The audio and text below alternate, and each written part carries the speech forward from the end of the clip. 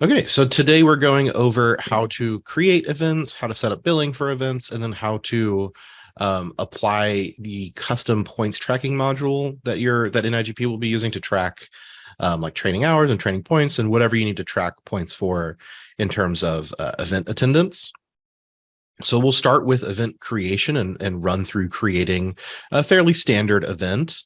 And then we'll use that exact event to mark attendance for some fake attendees, and we'll assign those attendees points for attending that event. So let's go ahead and get into our control panel. So I'm once again logged into our fake Washington, D.C. NIGP chapter. This is the one we use for templates for the NIGP websites. If we go to our control panel and we're logged in as an administrator or coordinator, the only control you need to create an event is the events option. So if you're an event coordinator for your organization, you may not see all of these options here. If you're a full administrator, you should see all of these options, and you'll have events here under website modules. If you click on events, you're going to land on the events manager page. The first thing you'll see is a fairly familiar search box. You can filter the events that are going to show up when we are like looking at our entire list of events. I normally just leave this box alone and I just go and hit search just to see an entire list of all of the events that my organization has. If you a few years down the line have a backlog of 100 or 200 events, and you don't want to look at the entire list, you can filter them by date. But normally, again, I just search by just to hit search and leave it blank just to see the entire list of events. Right now, we're using a training site, so the list is fairly small. From this page, we have our controls over on the right-hand side. To start a new event, you would use this add button. And there are 3 different options for adding an event. You've got event, quick event, and notification. The last 2 I rarely use. I almost always go straight for just the regular old event. Quick events will have the same controls, but pared down as compared to a normal event. Because of the reduced controls, I usually just avoid it. You can do the same thing with an event, but you have more individual control, and you don't have to configure everything every time you create an event. This Connie, can I ask a quick question? Sure. You said we could go through and delete events, like if we end up with 200 in the list. Is there a way to like archive them so they're just not showing? Yeah, so the actual standard option, you'll notice there's no trash can, and we'll get to these different icons in just a minute, but there's no trash can for these. Once someone has registered for an event, it actually can't be deleted. It can only be archived. Okay. So this button right here, this third one in the list, is the archive option. And once you archive an event, so this is an old one I used for testing back in December. I'll just go ahead and archive it to show you what that looks like. You can set a category in which it will be archived. It'll default to the category the event exists in, and we'll talk about categories in a second. And once you archive it, it just drops off the list. And then if you want to go back and look at archived events, if we look at our event status in our search, it always defaults to 3 options: creating, pending, and active. You can choose to also search for archived events. And if we check that and hit search, there's our event that I just archived. So it just removes it from the list. Yeah. And then obviously that same reset option will set us back to the default search. And now we're just seeing these 2. These are the 2 I was using for testing on the points tracking that we'll take a look at in just a minute. So there's the options for adding an event. You've got a regular event, quick event. Notification is even simpler than a quick event. A notification is just something that will show up on the calendar. There's no registration. There's no details. It's literally just, I want the calendar to say, Merry Christmas or something like that. It doesn't have any details behind it. The only thing you can do is like maybe put a link behind it. But honestly, I almost never use that either. Today, I'm going to run through how to create a kind of more of a standard event. Before I get started on the event creation process, though, those of you who are, just creating your websites, or those of you who are, fresh to your websites, if you try to add an event before you do anything else, you'll notice that it actually won't let you. The first thing we need to do is configure the module, because we need at least one category for our events to function. So if we go up to our configure option down here and click this drop down, we get a whole bunch of options. You were just asking about archiving, and this is actually where we can go to mass archive events. So if we want to say, if we've been with ClubExpress for 5 years and all of the events from 3+ years ago are no longer relevant, you can choose to archive all events before a certain date. I will say be careful with this. There is no mass undo for this. So you want to make sure if you're going to use this mass archive tool that you are super certain that you're ready for those events to drop off your calendar. Same with the mass event delete. This one, I pretty much don't touch. You can delete events in bulk, but I really avoid that because once you delete them, they're gone, and there's not really a way to get them back. I would always point you towards archive if you really need to clear your calendar. The next option down we have here is event categories. This is where we describe our categories. This is also where we color code and kind of organize our calendar. So when we click on event categories, you're going to see a few things. This is a list of all the categories that have been set up on this test site, and we can add and remove more categories from here. And you also see this fun little rainbow of different colors and different text colors. This is a little preview of how these categories will show up on the calendar. And so this will give people a little legend on the calendar, and they can say, oh, I'm looking for, our golf events. And I can say, oh, I'm looking for green. And they can just take a glance at the calendar and they know anything they see that is green is going to be a golf event. So it's a really kind of like easy tool for people to pick out their categories. And it's also the same tool we use on the back end to keep things organized. So if we go ahead and click add event category, we can take a look at what the category creation looks like. It's fairly simple. You just give it a name, basic event. We can choose to enable for member quick events. This is something I usually leave unchecked. There is the option for members to create their own events.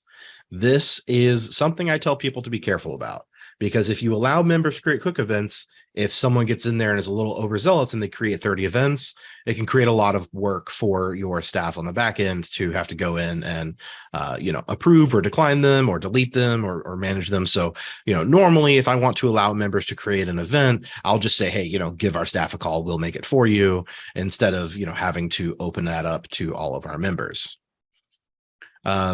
Someone asks, is there a way to lock that down to specific individuals? Yes, that would be the coordinator function. So instead of, allowing your members to create quick events, you can make specific members coordinators. I can show you that in just a few minutes, but you can make a member a coordinator of the events module, and that way they can create events without having to use this function. So again, I usually just leave this function disabled. There are very few clubs that use that, but there are a few like running clubs and stuff who say like, hey, I'm going to go running. Does anyone want to join, kind of thing. The text color and background is where we can color code this category. So we can say, I want my text to be white over a dark background, like a dark, almost black background. And this is where we can see a sample of what it will look like on our calendar. And that is just the color palette that will be used for every event of this category on our calendar. And then the last function, this is also one that we usually leave set to no for most clubs, but you do have the option to limit registrations for this category.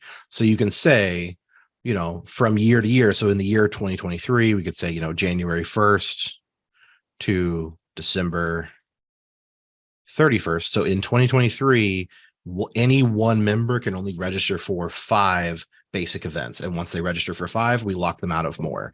That's an option available to you to prevent people from, if you're only allowed to attend a certain number of this type of event. Again, normally this isn't something that gets used very often, but there are edge cases where people need to, say you're allowed to attend up to 5 of these events, but no more. All right. So once we save that, it'll show up in our list of categories back here, and then we can begin making events of that category. I didn't save that because we don't need any more categories. We've got plenty to work with here. I'm going to go back to our page now that we have our categories configured. Oh, one last note about categories. Sorry. You'll notice we have the pencil where we can come in and make changes. If we wanted to change a color, it'll take us back to that configuration screen where we can then change the color. And I'll say, for our hosted course, I actually want the text to be, bright green. You'll notice some of these don't have a delete icon. Once an event exists in a category, the category can't be deleted. You would have to either go in and change all of the events of this category to a different category or delete them in order to fully remove that category. So keep that in mind. As you're creating events, these trash can icons will disappear if a category has no events in it. So right now there's no golf events, so I can delete this category if I want to. So now we've got our categories configured. The rest of these aren't as crucial. The only other really crucial one is the event category option here. When we go to, event questions here. Event questions is where we create the standard questions that we will ask people. So when you're creating an event, you have the option to put in questions like, do you have any dietary restrictions? Do you need a parking space when you arrive at this event? What is your, what color team do you want to be on if you're doing like a team building event or something like that? You can add questions here, and then these will be the questions available to you when you're creating an event. The reason we do it this way, instead of letting you add the questions, kind of in media res in the event itself, is because if you have to add those questions over and over and over on every event, that's a lot of elbow grease. That's a lot of manual labor.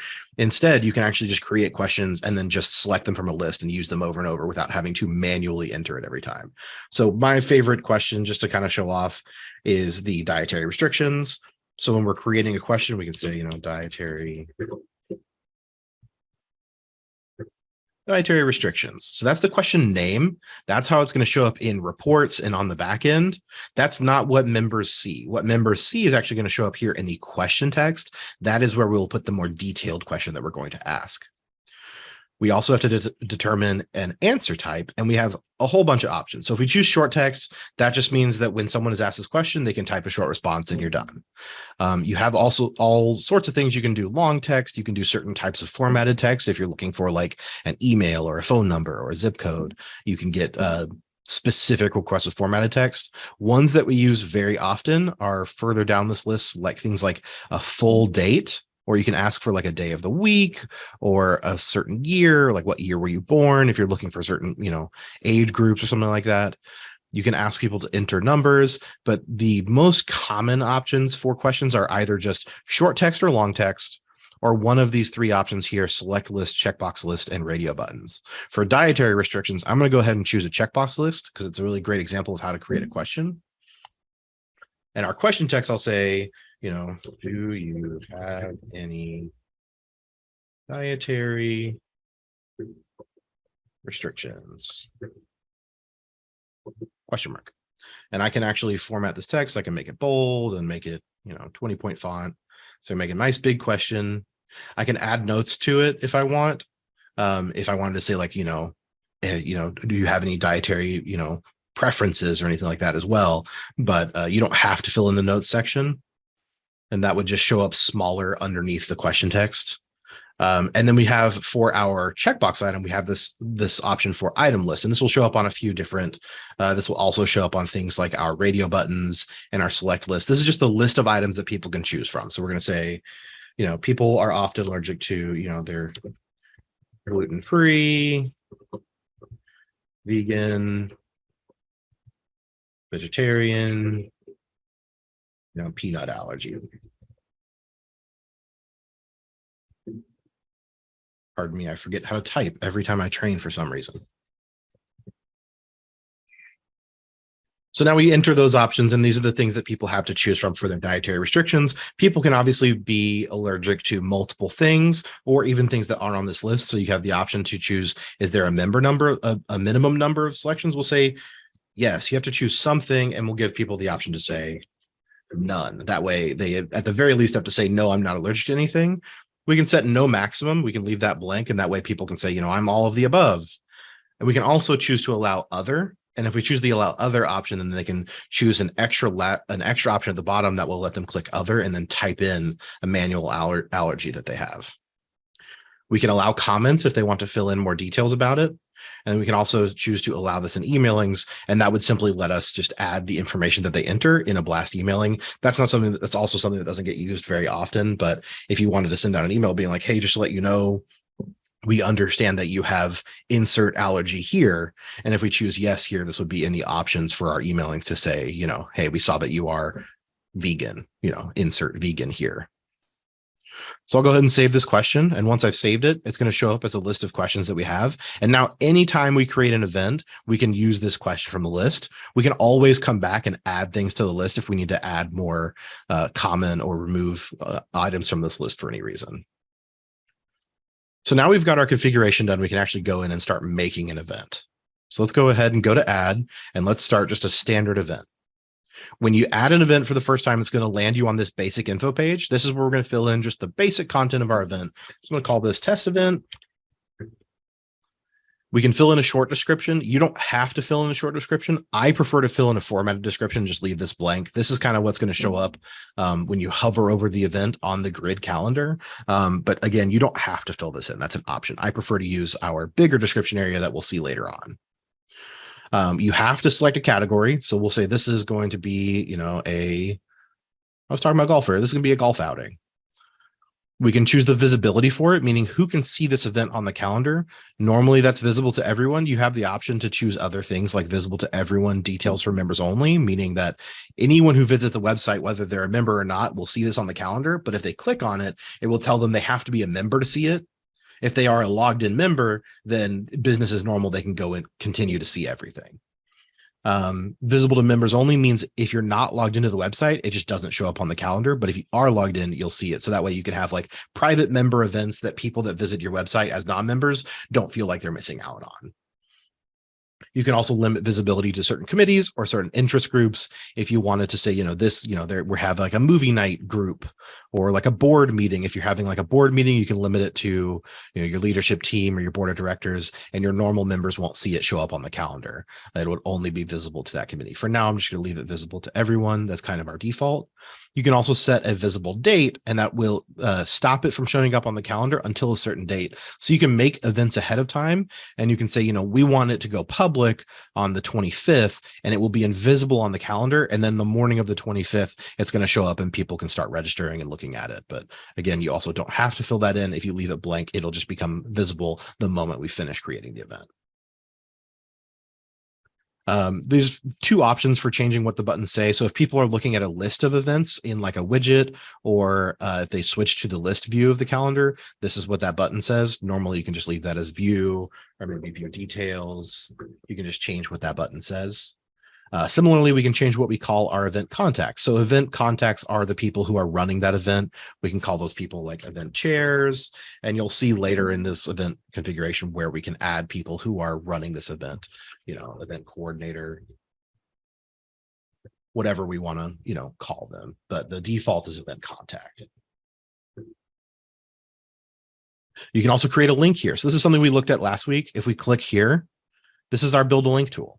So if we are hosting an event, at a restaurant or at a hotel or something, and we want to give more information about that location, we can set a link here, or we can even have like an external page. So if we have a page with more details about it, we could say, here's our, let's just use our learning page, for example. We can link to our learning page, and we can call this a button about, we can link to whatever we want and have it. And all this will do is just create a link button on the event page to show up, to that people can click on to see more details. So if I, let's just choose a custom page for now. We'll choose this learning page and we'll call it, more event details. We'll save that. And so now there's a little preview of what that button will look like. And if we click on it, it takes us to that page. So I'll show you what that looks like actually on the event page. Once we're done configuring, we'll see this button again on the actual live event page.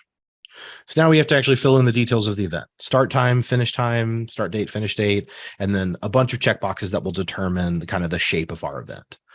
So start time, you can choose whatever date. You can even create events in the past if you need to, like posthumously create, or posthumously, I don't know why I said it that way. Posthumously create an event if you need to, create an event that's already passed, or if you can create an event in the future. You can create events as far out as you want. There's no limit to that. So let's go ahead and create an event. I'm actually going to create this event in the past, and I'll explain why in a little bit when we're talking about our points tracking. So I'm going to go, say this took place a week ago. You don't have to fill in a finish date. If you leave the start date alone and don't fill in a finish date, then the event will just assume that is a what day event. If you fill in an event that is, multiple days long, it'll actually show up on every day of the calendar. So it'll show up on the 13th, 14th, 15th, 16th, so on and so forth until the 19th.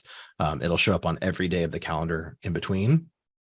You can also set a start time and a finish time. You can also just choose to uncheck these, and the times won't show up on the calendar. So you don't have to show the time if it's like a full day event or something like that. So we'll say this event starts at, noon. and runs until 6 p.m. You can also just type in here. You don't have to use the clock button. And then we have all of these checkboxes. So we have this event repeats on multiple or non-consecutive days. So if you have one event that takes place on multiple days, not back to back, so let's say it happens every other day, we can check this box and you'll see we lose a few options when we choose that.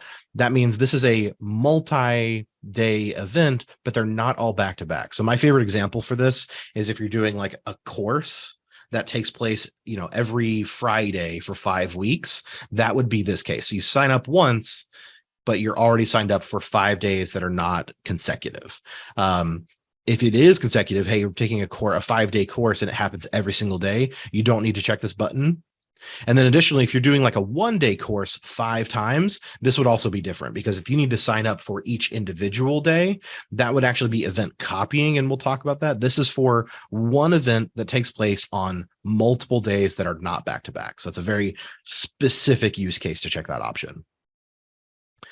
If the event runs past midnight, so if the end time is earlier than the start time, the event will think that it runs past midnight. And if you do, it will actually show up on 2 days. So if we leave this blank, this is only happening on the 13th. But if we say it runs until 6 a.m., that means it thinks it's running from noon until 6 a.m. the next morning, because this is taking place earlier than the beginning time. If you only want it to show up on 1 day, then you can check this box and it'll only show up on that day.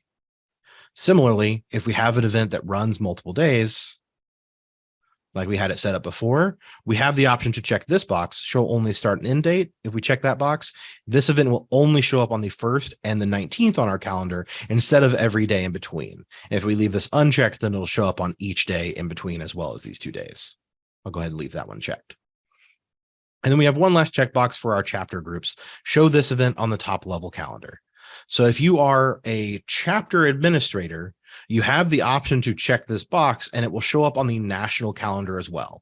You should only check this box if it's an event that national members or other chapters are able to attend, say virtually, or if it's a big annual conference that people travel for, you can check this box and it can show up on the national calendar. Note that if you do that, the national administrators will get notified and they can actually turn it off as well.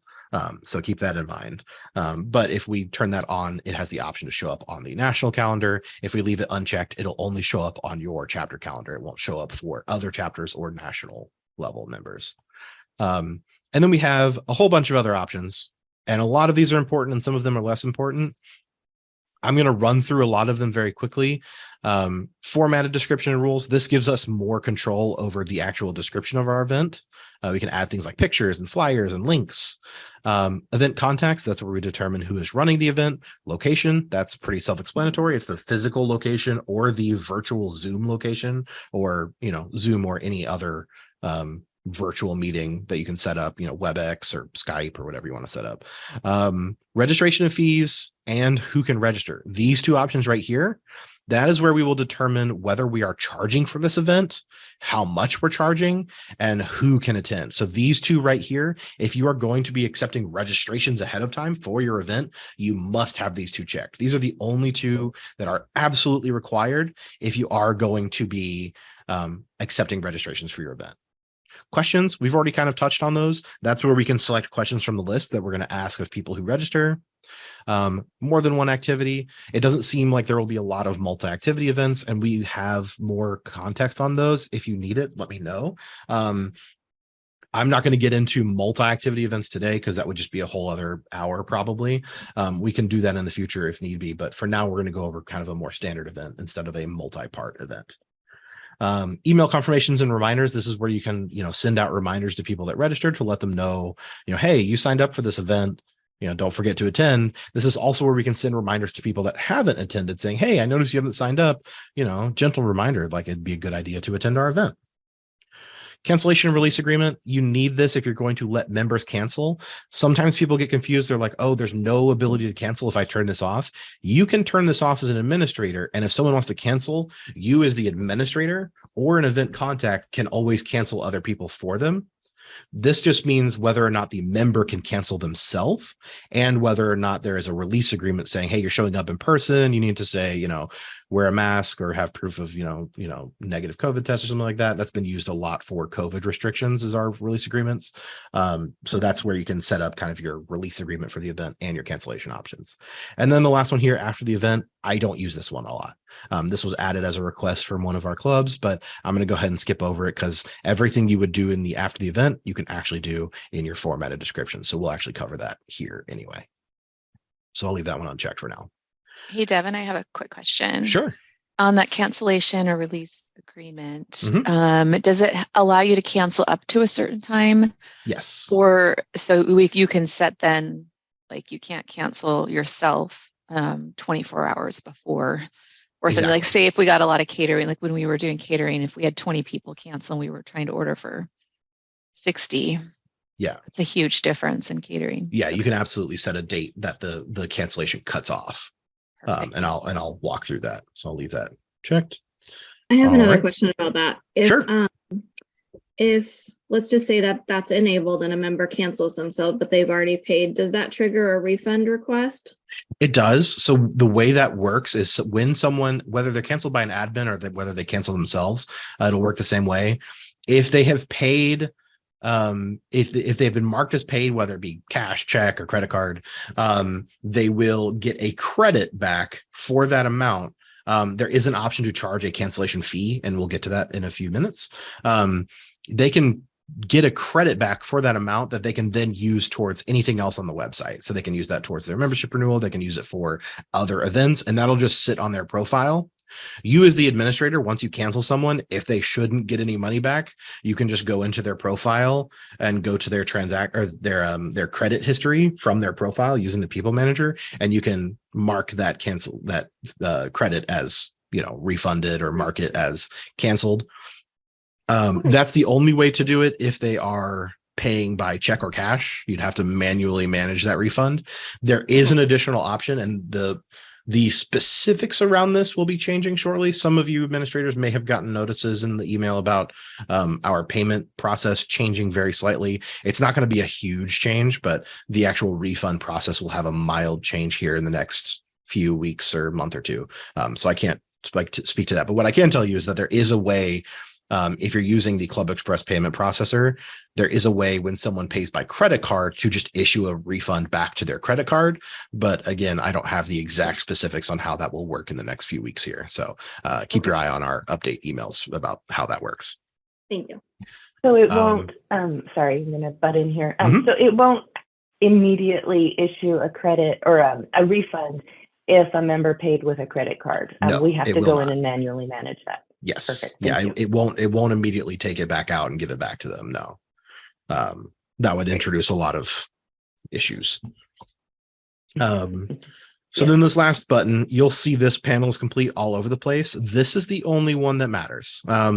When you mark your basic info page as complete, the event will show up on the calendar if there's no visible date. If we set the visible date to tomorrow, then obviously it would stay invisible until tomorrow. But if we leave that blank and we check this box and hit save, this will show up on the calendar, even though we haven't finished configuring these. If we leave it unchecked, then it will still be invisible until we come back to this page and mark it as completed. So I'm going to leave that as incomplete for right now. I'm going to leave that unchecked. I'm going to go ahead and hit save. And that drops us on this fun page right here. And this is a page, those of you who are creating events, you will probably become very familiar with this page. We have these buttons across the top, which are kind of our controls for our active events.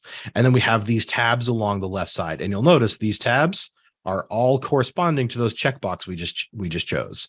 So everything we check off gets a little tab over here. And this is where we can go in and configure these options. Most of these are fairly easy to configure. Our basic info, the first one, we've already configured that one, so we're done. We can go ahead and go to our next tab, which is formatted description. When you click on this, you have the option to click the pencil. And again, this pencil on ClubExpress always means edit. So if we click pencil, it's going to open into our formatted description page where we can do things like adding images and adding text. And we can say, here are the event details. You can just type here. You can add links. This is very similar to the page editor that we were working with before. And anything we put in this section is going to show up on our event as at large. You also have these page row options over on the right-hand side. I would recommend using these because content stored in page rows is just a little bit more organized and scales better with mobile devices. So if I just put, even if I just use one 100% width box, you'll see this little dotted line, and I can just as normal, type in here all I want. I can put pictures in there. But keeping your content in these page rows helps keep it organized. And then we can use other ones like breaking our content, 2575. Something I like to do with events, if I'm having like speakers or something, is I'll put, a logo of some kind up in here so we can go grab an image, show what that looks like. Our image button is this one right here. It's to the left of this red toolbox. Looks like a little, mountain range, tiny little icon. This will open our select an image. We saw this last week as well when we were messing around with the page builder. We can search for files that we have, and let's just go grab, that cybersecurity one looked fine. Oh, there's that price image we used last week. Let's just use that one. Boop. Now we've got price. And if we're having a speaker come in, we can go in and put an image of, let's find a picture of a person. There we go.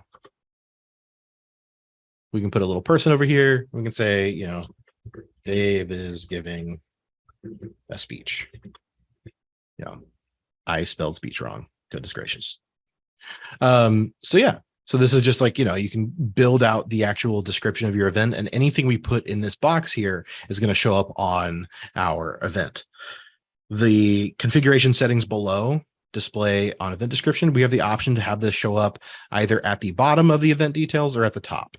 I always switch this over to top because I think it just looks better. If we put it at the bottom, then the automatic ClubExpress description will show up first. And I think the description you make yourself is much prettier. So I'll go ahead and say, put this at the top instead of at the bottom. You can also add a little extra event rules.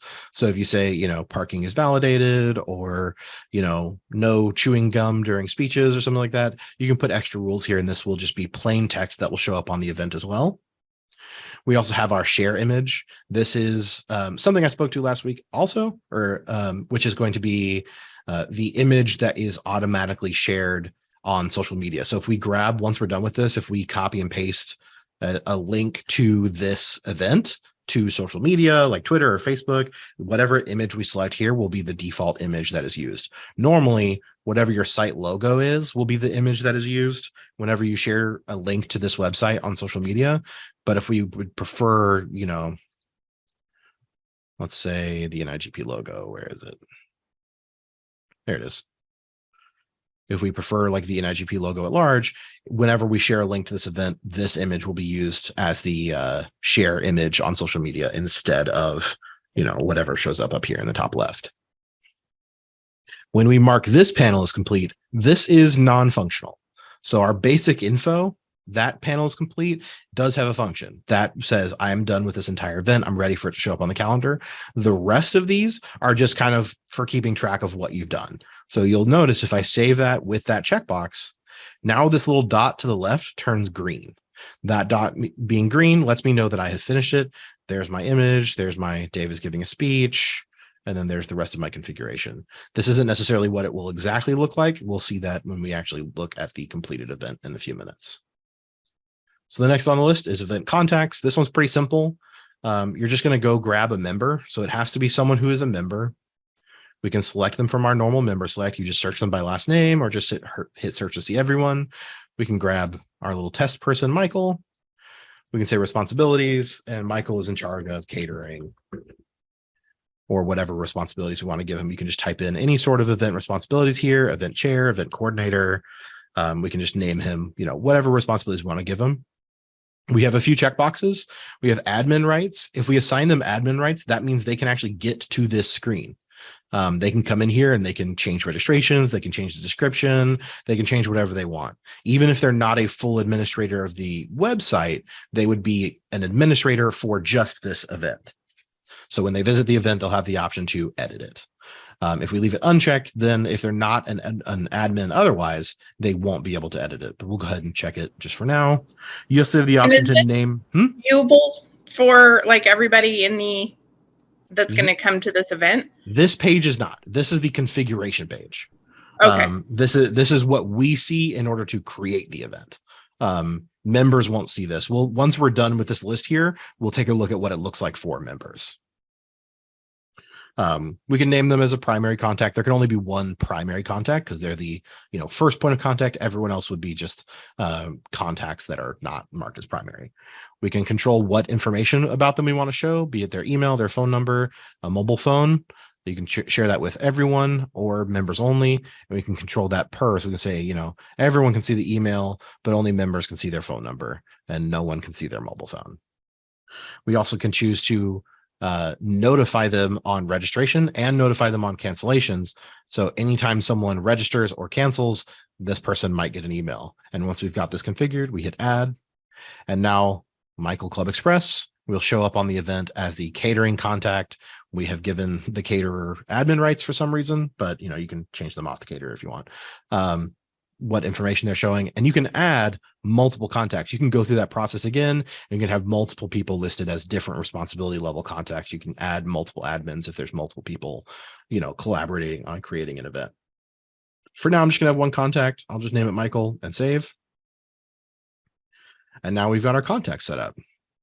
Location is very simple. It's very, very easy to figure out. It's just, is it a physical event or a virtual only event?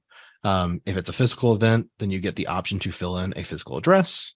The only notable thing here are the map links. So if you check this box, then a Google Maps link will actually show up where you can navigate to whatever address you fill in.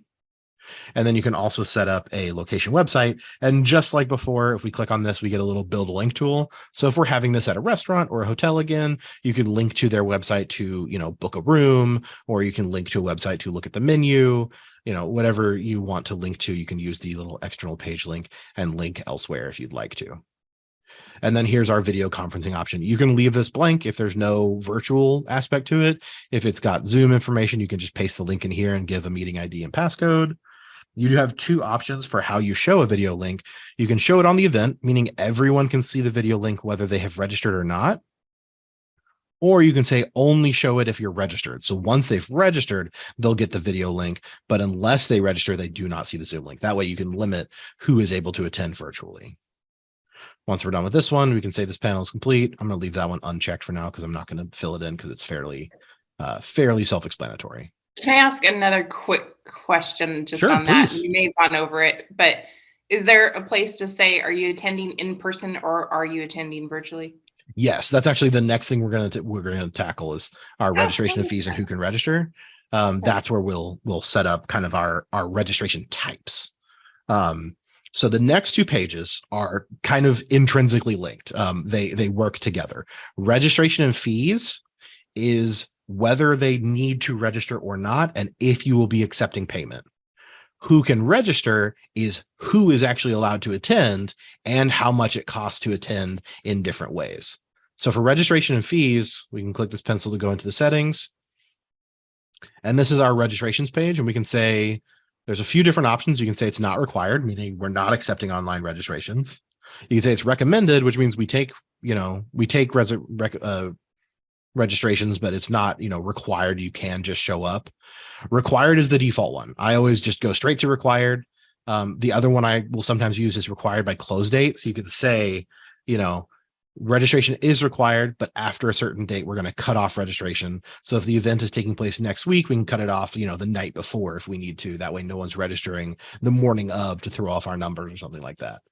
Or you can say, it's taking place next year, but we're going to cut off, registration in November because we need to make sure we have a really accurate head count or something like that.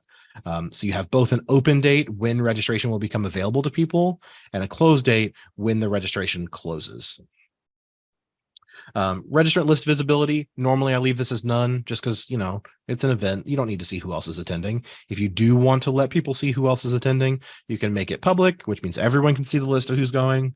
You can make it members only, which means only members can see who else is attending. My personal favorite, if you're not going to use none, is registered members only, meaning you don't see the list of who's attending until you register yourself. That kind of stops people from playing favorites like, oh, I don't want to go unless Dave is going. But that way they have to register in order to see who else is already attending. Show registrant's name. This is what name it shows up, whether it uses their mailing name or full name. So if they're like a family, it's like, Dave and Linda Schomburg, whatever. You can use their mailing name instead. I usually just leave that as full name. That's another one you can just easily leave alone. These two I just leave as none and full. I leave it alone. This is what the button says for registering. So I can say register now, or I can say, make it really important, register now. That just is what the button will say to click to start registration. Avoid duplicate registrations. This is an important one. If you choose yes for avoiding duplicate registrations, what it will do is it will check and see if they're a member. If they're already registered, they can't register a second time. If you say no, then a member can, register multiple times if they want to, pay for multiple registrations. They would all be under the same name each time they register, but, you can let people sign up multiple times if they want to get multiple seats for some reason. If you say avoid duplicate registrations, yes, for non-members, the way it avoids duplicate registrations is it will check their first name compared to their email address. The reason we do it that way is because sometimes there will be families that share an email. So like, Dave and Linda at gmail.com, Dave and Linda both might use that email address. But if Dave signs up with that email address and Linda signs up with that email address, it's fine, but they share a last name. So we're not going to prevent them via last name. So that's just how the duplicate registration avoidance works. If someone tries to sign up with multiple emails, unfortunately, there's not really a way for us to track if they want to. So if someone's really determined to sign up multiple times as a non-member, it's technically possible. It's hard to prevent that. We can set a capacity. So we can say, is this event limited? We can say, we can only take 50 people. And you can choose whether or not to show that capacity. So you can say, yes, you can see that it is limited, or you can say no, and people don't know that it will cut off at a certain number. I usually say, leave that as yes. You can also choose to show how many seats are available. And this is kind of a funny one, because if you say yes and there's 50, then everyone will see that there are 50 seats available and say, well, if no one's going yet, I may not want to register yet. Oopsies. Let's go back to that page. There we go. If you say no, then people may not know how many seats you'll let. This is one that I usually recommend you come back and change. So once you have, 50 seats available, I say leave it as no. And then once you have like 5 or 6 left, I would say come back and switch this to yes. And that creates a sense of urgency for people to sign up. If it is a limited capacity, you have the option to set a wait list. So once it fills up, you can add people to a wait list. And if people cancel, they will then be eligible to sign up, and they'll get a special link to sign up. So it won't be available to public. Once there's availability after it's already filled up, it will be specifically available to the people on the wait list. So we can choose to create a wait list. Say, we can have 5 people on the wait list. Waitlist hours is how long they have to use that link. So once there is availability, they can get an email that says, hey, sign up within blank hours, or it's going to go to someone else. If you leave it as 0, then there's no time limit. If you set it to say 12 hours, after that 12 hours, then it can go to the next person. There are 2 ways to manage the wait list. I always say use automatically, just because automatically is way better. The system will do it for you instead of you having to manually send it. You do have the option, if you want to pick and choose the order of the waitlistees, you can say, this person is getting, is going to get to jump the line because they're my favorite or something like that. Don't play favorites. Come on. But if you choose automatically, it will just choose the first come, first serve waitlist kind of way. So the first person to join the waitlist will get the email. They will have X number of hours. And after that number of hours, it will go to the next person in line, so on and so forth, as availability becomes available. Fees and payments. This is not where we set a price. This is just where we set, are we going to charge? So you have, yes, no, or you pay your own charges at the event. I will go ahead and say yes. And then we have the option for how are they going to submit payment. I always say leave this one alone, pay in full in advance only, just because it's better to get the money earlier and know that you have it. If you say pay in full at event only, then they can't actually pay for it on the website. They have to pay when they show up, and you don't know exactly how many people are going to show up and pay. It's easier if you just say pay in advance only. You do have the option to prevent either or, meaning you can pay in advance, or you can show up and pay at the event so they can sign up without having to pay online. Payment by schedule, that's only usually for ski clubs that are doing like hugely expensive events. So pay by schedule is usually not applicable. Same with charges added to monthly bill. You'll probably most likely be in these top 3, and almost certainly only just this pay in advance, because it's just the easiest one to configure. We can skip this whole schedule section. there is an option for immediate payment required. The way this works, if you're requiring immediate payment, if you say yes, when someone signs up, they have 30 minutes to pay, and it will ask them to pay by credit card. If they don't pay within that 30 minutes, then it's going to cancel their registration. And it will open up that seat for someone else. So that is usually ideal for limited capacity events, because otherwise, if I set it to no, I can sign up and not pay and take up a seat that someone else could otherwise go in and pay for. So this creates the urgency. It gives them half an hour to submit their payment. Otherwise, the seat is going to go to someone else. You can choose to have late fees. So you can say, does this fee change? Does the fee change after a certain date? Yes. And we can say, on the whatever date, the price will go up by a certain amount.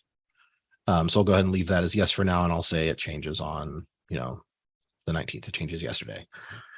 And you can also choose what financial account this goes into. If you have more broken down financial accounts, you can change this. But, traditionally, I'll just say leave this as master event registrations. Track attendance. This is very, very, very important for your points tracking.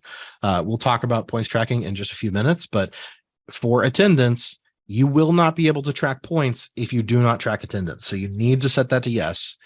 If you're going to have people register and receive points or receive, credit for having attended this event, you need to track attendance. That is a must. And that's just a toggle yes or no. And then I'll show you the attendance tracking tools in just a minute. Registrant options, maximum guests.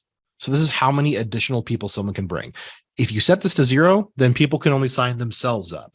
If we set this to 1, then that means people get a +1.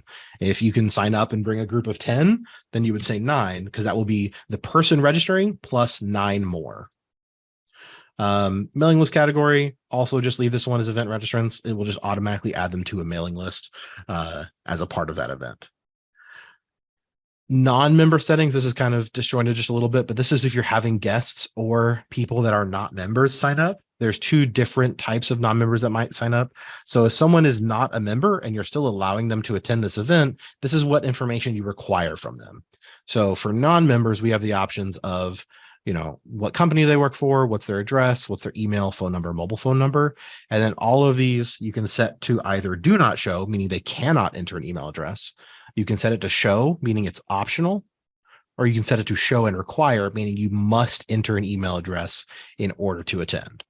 The same thing is true of guests. So if you are having people bring a guest that is not a member, you can ask the person registering that guest for information. Traditionally, the most common configuration is this. I'm only requiring an email and phone number. The only one you have to enter is an email address if you're signing yourself up. That way we have a way to stay in contact with you. And then for guests, the reason I say optional for email address is because we already have the contact of the main person signing up. The guest is just secondary to that, because if the main person cancels or if we contact the main person, they'll be the guest will most likely get contacted anyway. But if the person registering does know their email, they have the option to fill it in. You can choose to require things like company names or addresses if you want, but this is kind of the most common configuration. Quick question. Sure. I'm not seeing a place where you can charge a separate fee for guests. Mm-hmm. Because sometimes they just come for dinner. And so that would be a different charge. It wouldn't be the regular registration fee. Yeah. So that's on the secondary page here. Okay. So so this page is determining whether or not we are charging, and whether or not, what dates are cutouts and how capacity. The next page. So once we save this, I have to choose a date.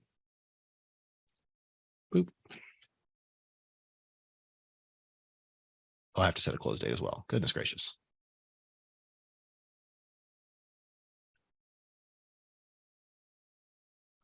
I went through this too quickly and I didn't actually set correct dates. Let's just say no.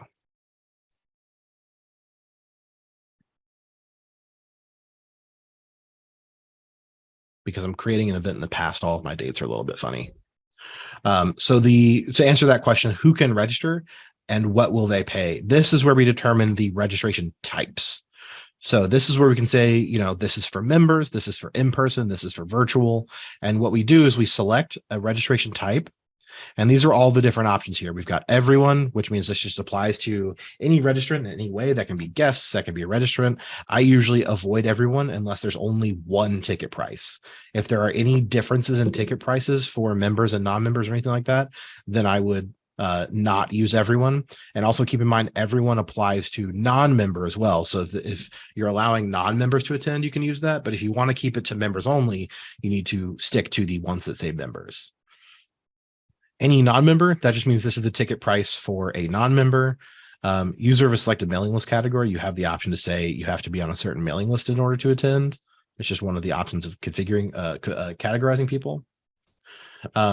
We will come back. We'll circle back to the guest options here. Active members, that's a pretty obvious one. This is the one that probably gets the most use, is just active members. And that is just, you have to be a member. You have to be able to log in order to register for this event. You can set different prices by member types. So you can say, if you are an associate member, if you're a business member, if you're an honorary member, you pay a different price. And we can add multiple of these as we configure them.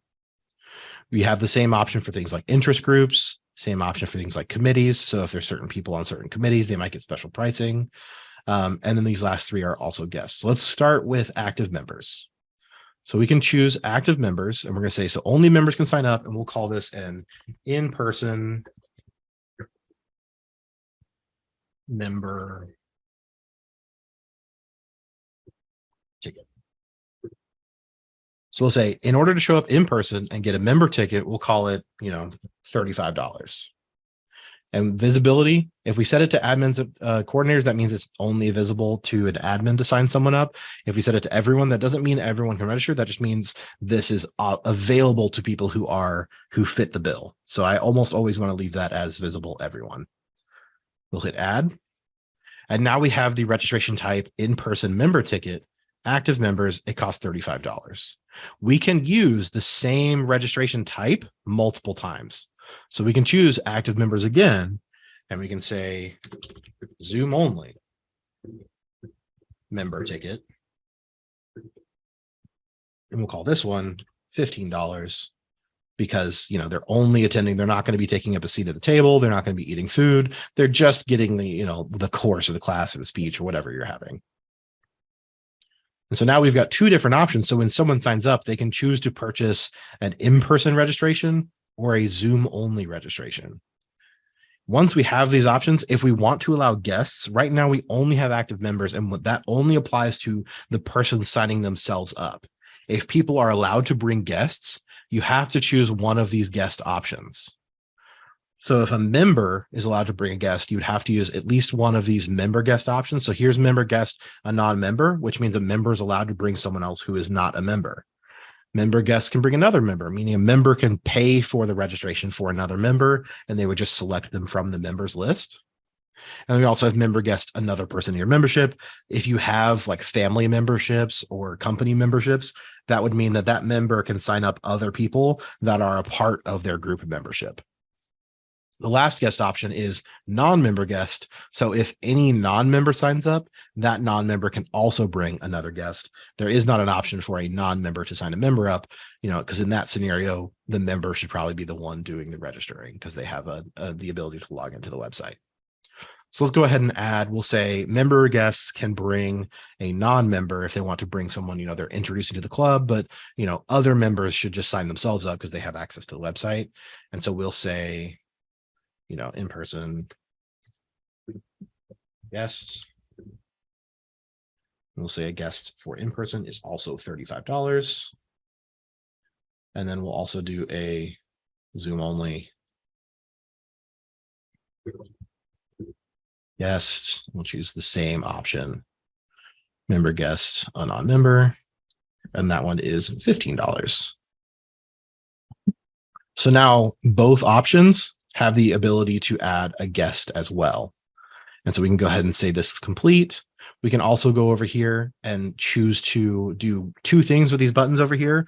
Once you've configured an event in a certain way, if you are hosting multiple events that work the same way, you can actually go to a different event and copy the registration type from it. So you don't have to do this manually every time. If you know that the registration settings are going to be exactly the same as an event you've held in the past, you can go click here and search for an event from a different category or the same category.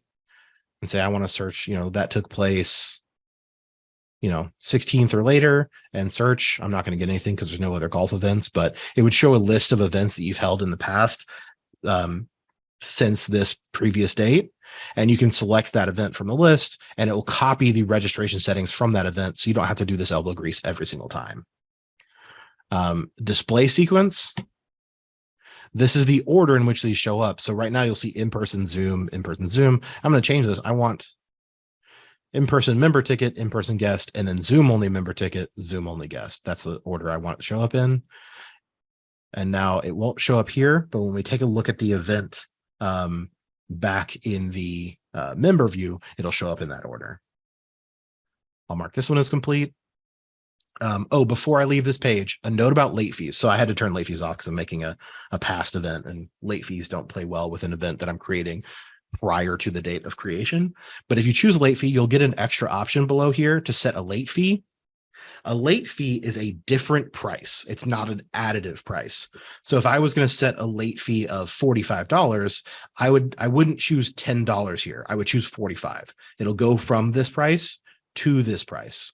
So if I choose, $35 and a late fee of $10, I would technically be giving a $25 discount for being late. So keep that in mind. You actually want to do the whole price, not an additive amount. It's not an add-on late fee. It's just a different price after a certain date.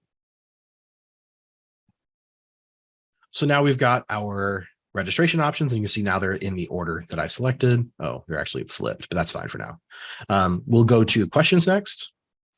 So we have two different types of questions. We have registration questions and registrant questions. Registration questions will only get asked once per registration, whereas registrant questions will get asked once per person attending.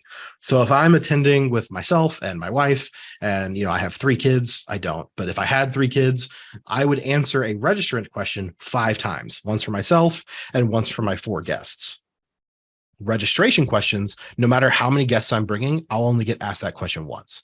So for that question we set up earlier, the dietary restrictions, I would want to set that as a registrant question, because I want to ask that question for each of the people attending, not just the primary person, because we want to know if the kids have allergies or something like that.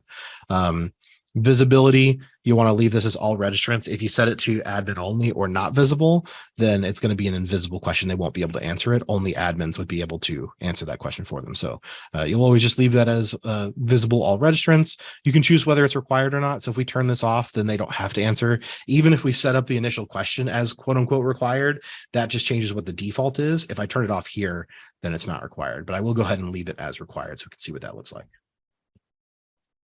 So now we've got the question, dietary restrictions. I'll mark this as done. Let's go to our emails. I'm going to go overtime. I'm okay going overtime if that's okay with you guys. I'll go just a few minutes overtime to cover the point tracking. Okay. For me. All right, cool. I don't have anything immediately after that, so I don't mind. So let's go ahead and look at email confirmations. This is where we can set additional information. So whenever someone signs up, they're going to get an email confirmation saying, hey, you've signed up for this event. This is the additional information. So parking is in the rear parking lot, or we validate parking. This is just additional information that will get tied to the email confirmation that goes out. So whatever you put here will get added to that email.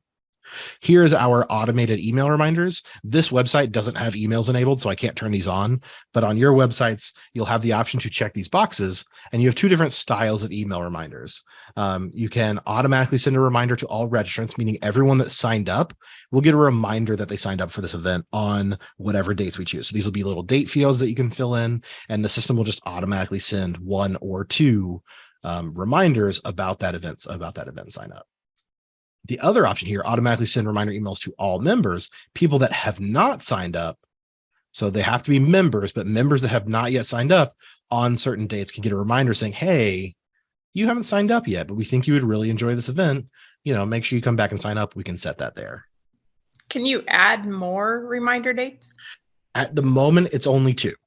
So you can only set 2 reminders at the moment. You do have the option, and I'll touch on this very briefly, but if you look at the top row of buttons over here, you can choose emailings from here and you can manually send more.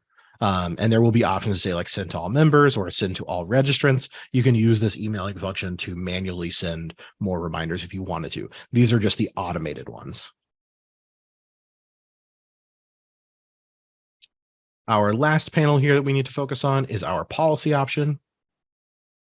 This is where we can come in and say, are cancellations allowed? Again, even if you say no, as an administrator, we can still cancel people. So if they call and say, hey, I really need to get canceled, you can cancel them and they'll get a credit just as normal. If we say yes, then that means a member is allowed to cancel themselves.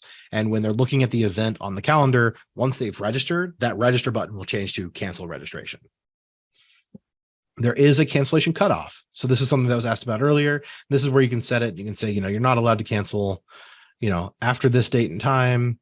You can't cancel after 4 p.m. on the 18th.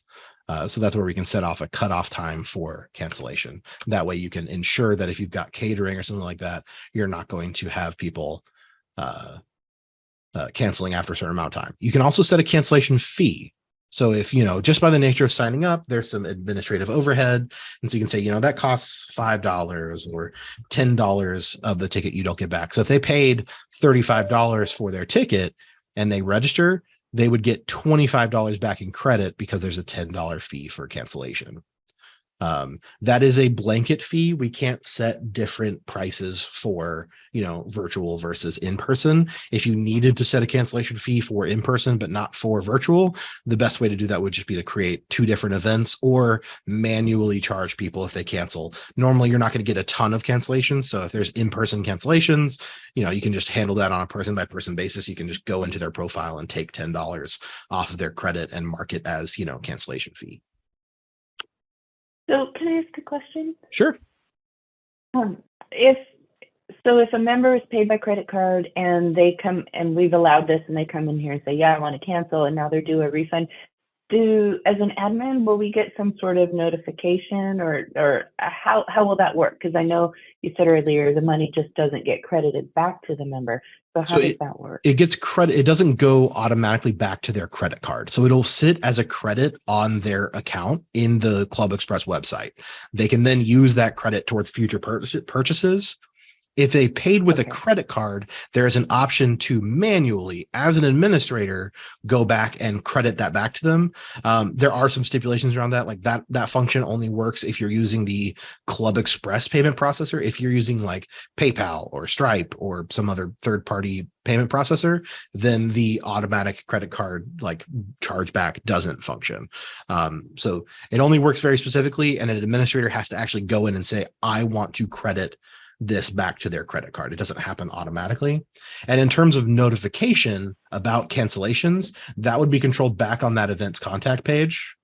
So if we go back to this page very briefly, we've got Michael set up as our contact, and there's an option that's checked, says notify on cancellation. So Michael would get an email every time someone cancels. Additionally, anytime a credit is created for a member, so if someone has paid and they get a credit back, whoever is listed as your organization treasurer will also get a notice. Hey, the website gave a credit to this person. You're the treasurer. You should know about that. So here's a little email. Oh, awesome. Great. And then Michael here, is that tied, his contact information, is that tied to his profile? It is. It's tied to his member profile. Okay. So you have to select from a member profile there. Okay, thank you. So I have a question. Sure. Sorry. Expanding on that. If a member gets a credit, but an agency paid for it, and the member switches agency, no longer there, we tend to say the agency owns that money. So it sounds like we can probably go in and manipulate it and transfer that credit to a different member. Yeah, you can manually remove and add credits. I think our next week's session is on member management. I might be wrong about that, but whenever we do a session on member management, we will take a look at how to add and remove credits from different accounts. So that was our first training session. So there, we do have that recording. So whoever Oh, doesn't okay. have it, I can send it out. Yeah, we did members as our first one. Okay. Yeah. I think man, all of these trainings are running together in my brain, but yeah, we've covered that. So, yeah, in the member profile, there is a section called payments and credits, and you can go in there and modify credits that are existing and, add new credits if you need to. So if someone incorrectly, and a note about that, if you cancel someone, that credit will go back to whoever paid for it. So if someone is a guest and they had a registration added to them, the guest won't get that credit. The person that paid for that transaction would get the credit. That confuses me because a lot of times the administrative staff would be paying for a member to register. If they gave that person money or gave that person the credit card to pay, it would be tied to that person's account. So in our system, we would see the person having paid. Yeah. Okay. If one person registers and adds like 10 guests, the person that did the registering and paying would be the one getting the credit. If that makes sense.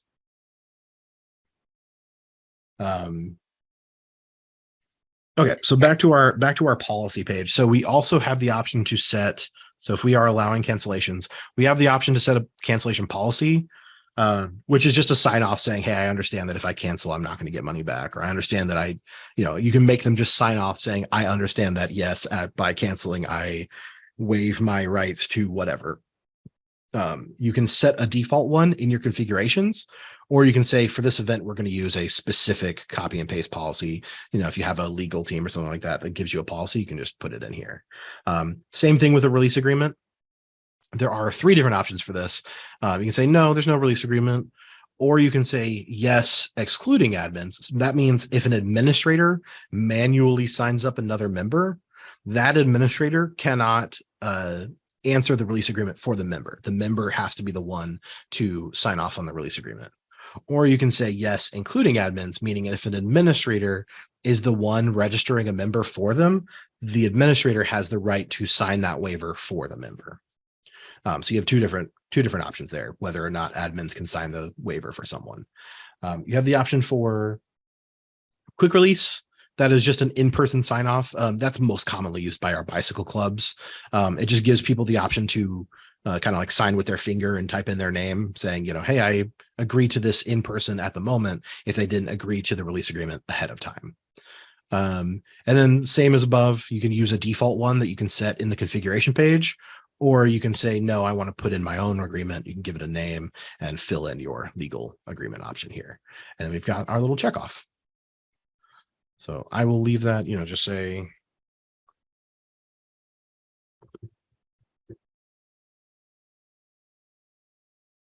I will be nice. That is my release agreement. Save. And so now we've got pretty much all green buttons except for our basic info. So now we're going to go back. I'm done creating my event.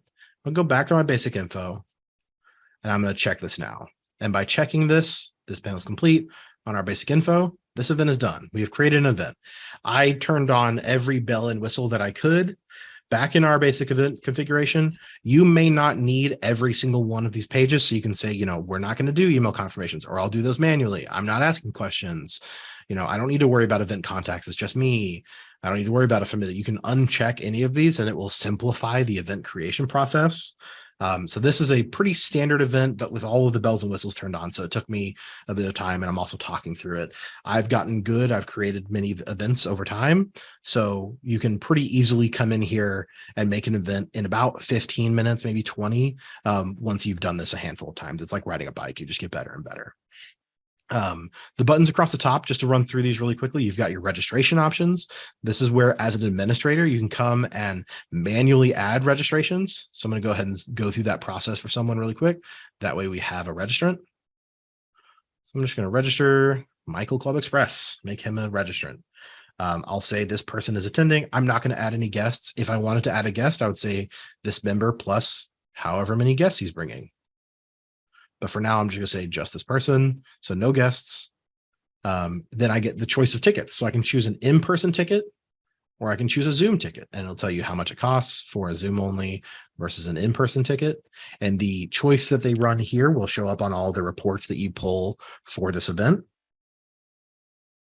And it's going to ask me my dietary restrictions question. So I can say Michael is gluten-free and has a peanut allergy. I don't think he does, but just for the purposes of this, I'm going to go say he does. If I was to choose other, I could also say, no legumes or something like that. You can choose an other option. If you check that, they can type in their own answer. And then they can leave comments about it as well.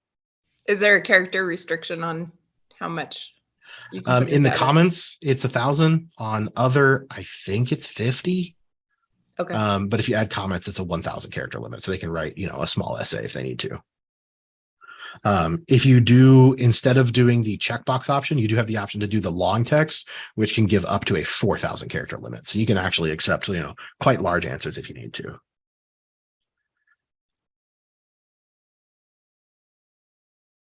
And then here's our release agreement. I said, I will be nice. I agree. So whatever you put in that release agreement will show up here, and they have to agree to it, and they have to agree to it for themselves and anyone else they're bringing as guests. And then we get to our summary page, and it gives us a little summary of our sign up. And then you'll notice in red text here, warning, once you click the complete registration button, this event will pay by credit card within 30 minutes. That is because we have checked the immediate payment required.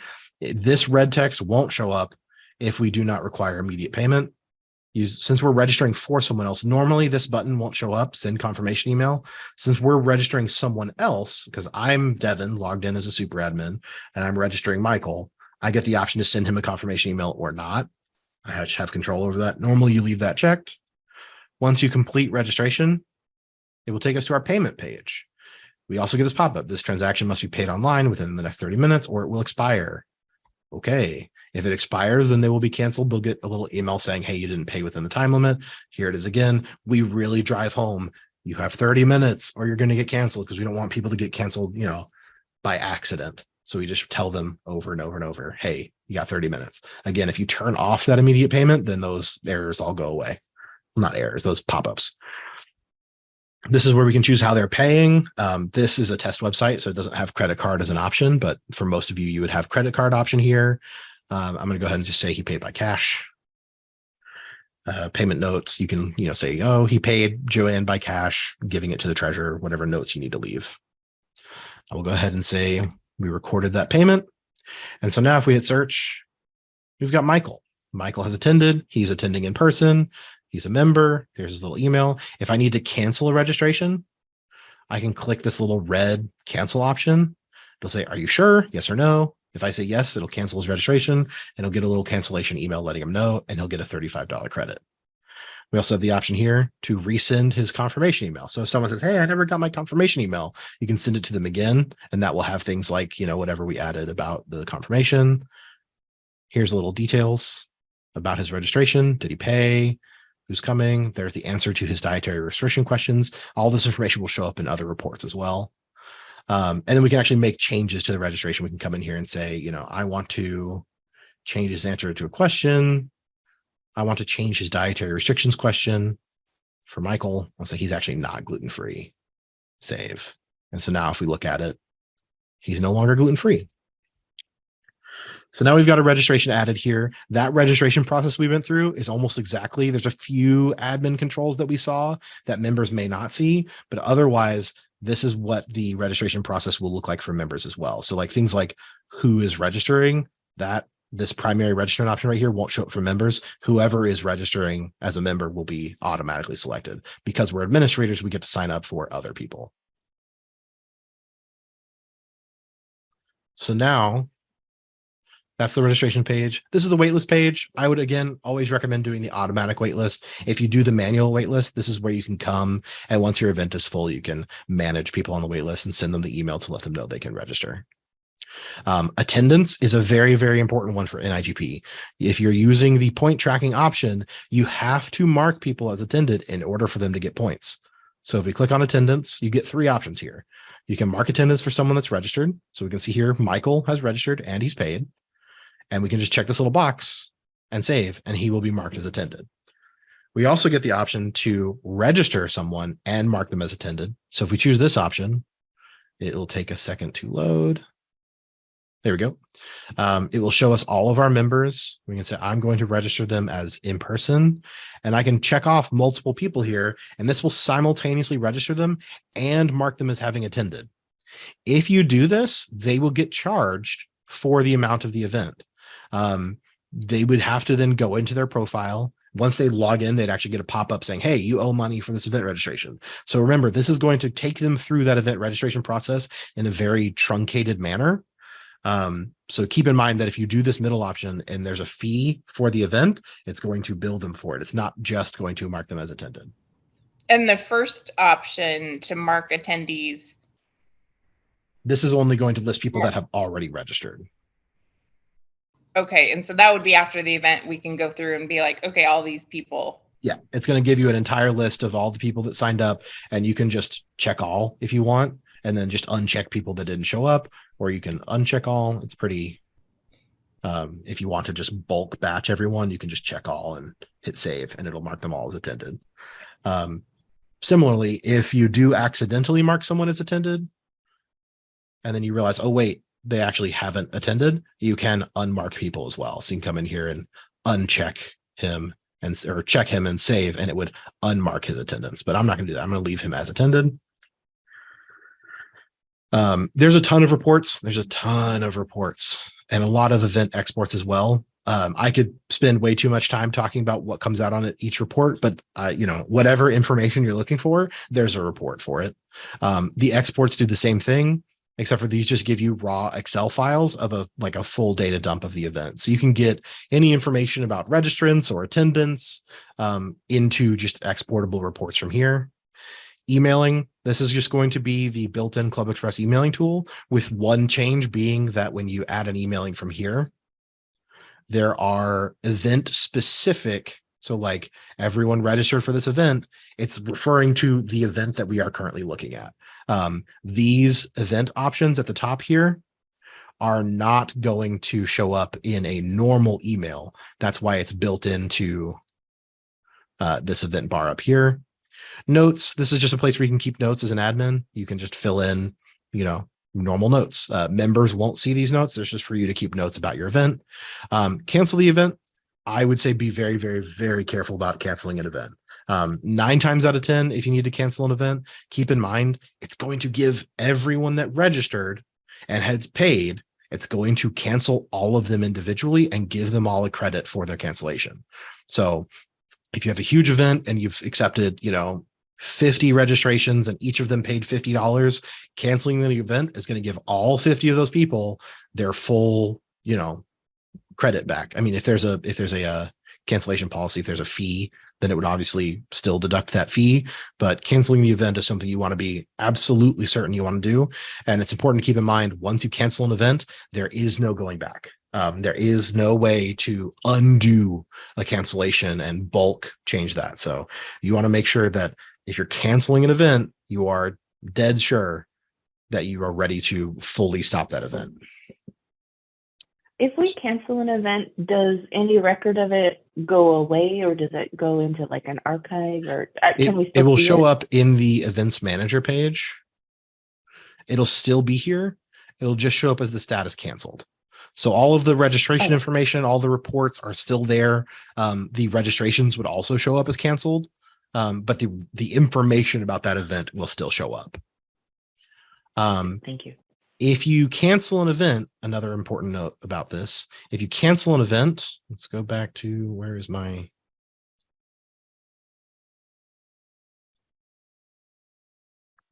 test event? There it is. If you cancel an event, it will still show up on the calendar. It will add test event canceled. It'll still be visible. And so just keep in mind that once you cancel it, it's going to still be there and let people know that it has been canceled. If you want it to go away, the easiest way to just make an event go away temporarily or permanently is just to go to basic info and just change your visibility. You can say not visible and it's off the calendar. So you don't even have to cancel an event. If you haven't taken money for an event, I would just set it to not visible and just send an email out to everyone saying, hey, we canceled the event.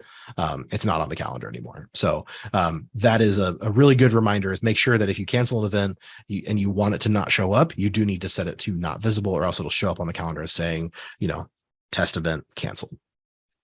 So now let's do two things. Let's take a look at what the event looks like for our members. So we've configured this whole event. If we click back to event, this is what the event looks like to our members. So there's that big picture. I used a much too large picture, but you get the idea. You can put a flyer here. You can put logos here. If you use a smaller picture, it'll be more reasonable, but I used a huge one. And then there's Dave is giving a speech. I added that earlier. Below that, these are the ClubExpress automatic details. So here's my little link that I can click on to get directions to the event. Here's the details of when. There's that more events details button I made way back at the beginning. Here's my event contact with his email. My category.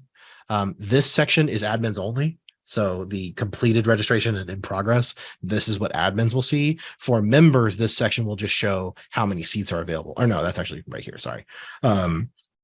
They will just see registration is required and payment in full advance only. Here's our capacity. One person has signed up. Here's the information on pricing. And then up here in the upper right-hand corner, we get mark attendance. That's for admins only, because non-member or non-admins can't mark attendance. That's just a quick button for admins to go in and mark attendance. Register now. There's all those exclamation points I added to control what the button says. I can make that register here, or RSVP if I wanted to. And then here's this add to calendar button. This is visible to members. If you click on this, it will download what's called an ICS file. And that will, if you're on an iPhone, it'll add it to your iCalendar. If you're on an Android, it'll add it to your Google Calendar. If you're on a PC, for me, it would add it to my Outlook calendar. It just downloads a calendar file that will then add it to whatever device you're on. So that lets you kind of like save it to your own personal calendar. And then up at the top right corner, show admin options. This is how we get back to the admin screen for this event. So you can either go to the control panel and click on events and search for it, or you can just go to your calendar and click show admin options. And that will take us back to this main page. This is also how our event contacts. So here's our test event. This button right here, show admin options. This is what our event contacts will see if they are given admin options, and they can click it and go in and make changes and run reports and all that fun stuff. All right. So that is event creation. We have someone who is registered and we have someone who has attended. So let's talk about the very last thing, which is our points tracking tool. In our control panel over here under points tracking, once an event is done and everyone is marked as attended, this is how we add points. So we have a few test points here that we've been playing around with, but once we have an event done and people have registered, the easiest way to add points for it is just to import from an event. So once we have all of our attendance set up and done, you can click import from event. You can select an event, and this will show us all of our past events. So here's our test event. This is why I made the event in the past. You cannot import for future events. The event has to be in the past. So that's why I built that event in the past. Can I just jump in here 1 minute, Devin, Sure. just to say that there is a 90-day limit in terms of events appearing, however. So you have 90 days in which to add points. We just made that update this week. So Okay. Select activity. This only applies to multi-activity events. You can either just leave this as selected or select no activity description. Again, if you'd like, I can send you more information about multi-activity events, but I've already gone over time today with just talking about a single activity event. Target category. This is the category you can set up. You'll see over here categories. Just like with our events, we can categorize our points as well. We just have one category, member points. You can categorize your points however you like. Let's go back to our test event. So we'll just choose member points, and then you can choose to track either hours or points or both. So we'll say, this event was, 3 hours of, time, and it's worth 7 points. And then once we hit import, everyone that is marked as attended will receive 3 credit hours and however many points we enter here, and they will be added as approved. So if we go ahead and hit that, it should add, yep, we have a third. The event date was on the 13th. The event name was test event. Michael has attended. He's in there, he's approved. And so now he's got those hours and those points. So that's all there is to adding those points. You do have the option to manually add points and hours. If you do so, they can, you can say, I just want to give this person, I'll give Ronnie member points. I can manually choose to give the event, test event. And this is something that admins can do. And they can say, I attended this event on the 31st for 2 hours and it's worth 2 points. You can require documentation in your settings for your point tracking. You can choose whether or not documentation is required. So you can say, I can upload, my certificate from this class that I took in order to prove that I took it. Or you can say, there's no documentation required. We'll just double check that you were actually there and then approve it. I have a question. Sure. Can we only assign points for, because I assume that the points then show up on the member's profile. They do. But can we assign points for only events, or can we assign volunteering hours through here as well? If we're tracking volunteering hours. At the moment, it only ties to events. Okay, thank you. Yeah. Once we fill this in and we submit, submitting them doesn't automatically approve them. So as an admin, we still have to come in here and we have to review it and change the status to approve. So once points have been submitted, they still have to be approved, declined, marked as expired, or pending. You have controls over the status. They will only get credit for those points if it is set to approved. Once you save it as approved, there's no rolling that back. So you have to, make sure that you've approved those points and set it to approved. You can come in here and say, that test event's supposed to be capitalized, or it's not actually member points, it's some other category. And this is how you would fill in their points. And you can enter, half points or decimal points. If you need to, 2.5 hours. And once you've filled that in, you can hit save. And once you save those approved points, that approve icon goes away. And now all of our points are currently approved. If you import from an event, they automatically come in as approved. So you don't need to worry about, one by one going in and marking off every single person that attended an event. If you do the import option, you just import from the event and you're done. And they've got their points. Let's take a quick jaunt over to a member profile very quickly over in the people control panel, and then I'll let you guys go. I know I've kept you for way too much time today, but if we go to Michael's profile, the histories here, this is where we can see things like event history to see if they actually signed up for that event. And this is also where we can take a look at their point history. So if we look at event history, Michael has signed up for 3 events. He has paid for 3 events. He's completed and recorded. So he's attended all 3 of these events. So this is where we can come and double check before signing off on points if we need to. And then we can also go to points and hours history. And this is all of the points that Michael has received credits for. We can see he's done 3 hours. These don't have hours attached. He's got 5 points, 1.7 points. And a member themselves can actually go in and click add points. If a member submits their own points, whoever is the coordinator for your points tracking tool would get an email saying, hey, Michael submitted points. Michael doesn't get credit for those points until they are approved by an administrator, the way I just showed you. So Michael can say, I want 5 hours for, attending such and such event, but unless an administrator approves them, he won't actually get credit for them. So that's a way that members can say, hey, I attended a non-NIGP event that should count towards my credit, but you can either approve or deny those at will. The points tracking tool is fairly simple. There's not too much complexity there.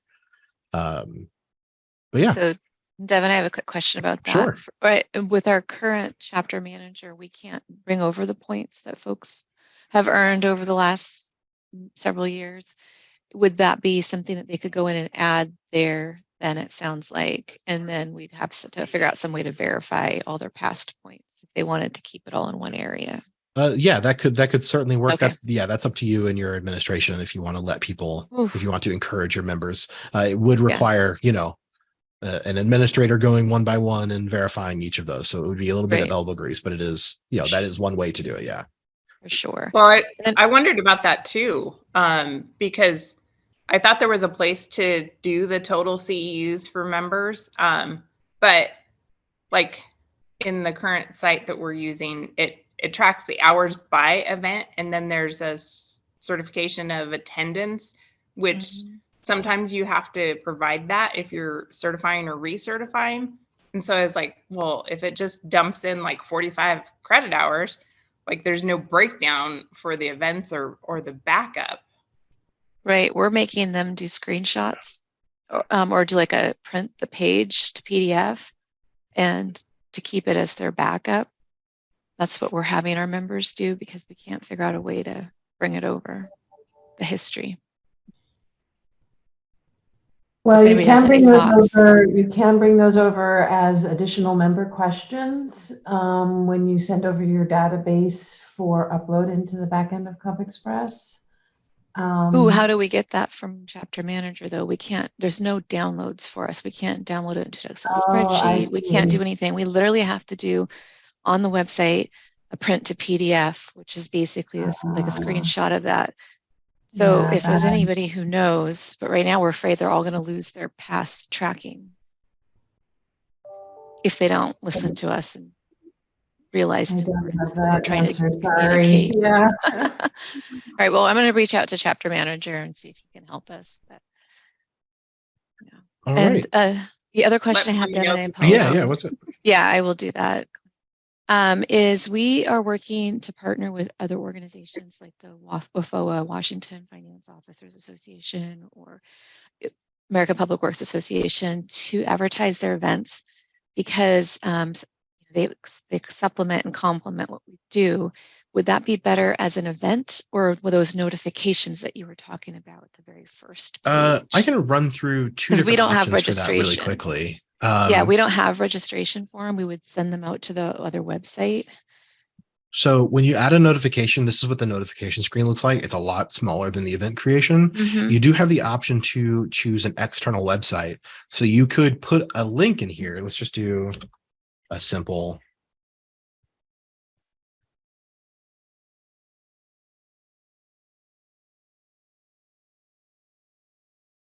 And we'll set this for the end of the month. That's it.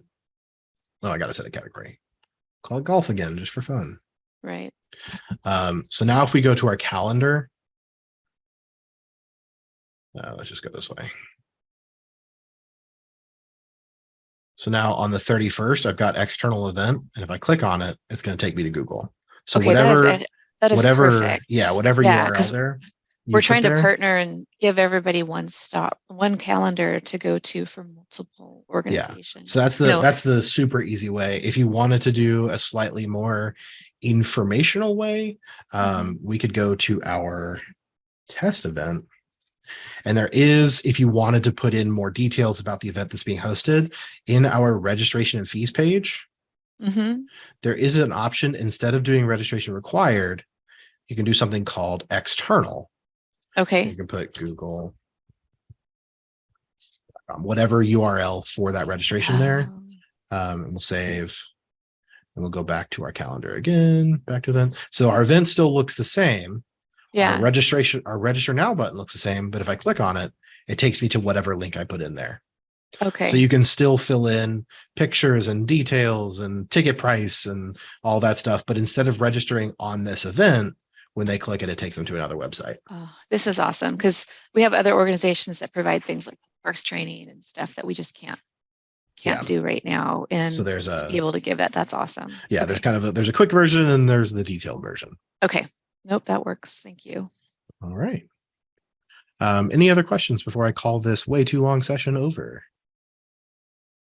Devin, you're awesome. Thank you so much for taking the additional time. Yeah, my pleasure. I didn't have anything booked, so this is, as long as I get the information out there, it's what's important.